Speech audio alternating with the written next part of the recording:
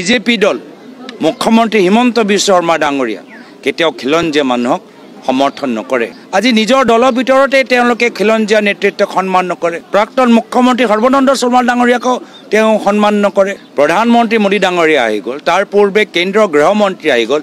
এই দুইটা নেতাৰ যদি মঞ্চত চৰকাৰী সভাটো চাই তাত আপোনালোকে দেখা পাব এজন প্ৰাক্তন মুখ্যমন্ত্ৰী বৰ্তমানৰ কেন্দ্ৰীয় মন্ত্ৰী ভাষণ দিবলৈও সময় নিদিলে।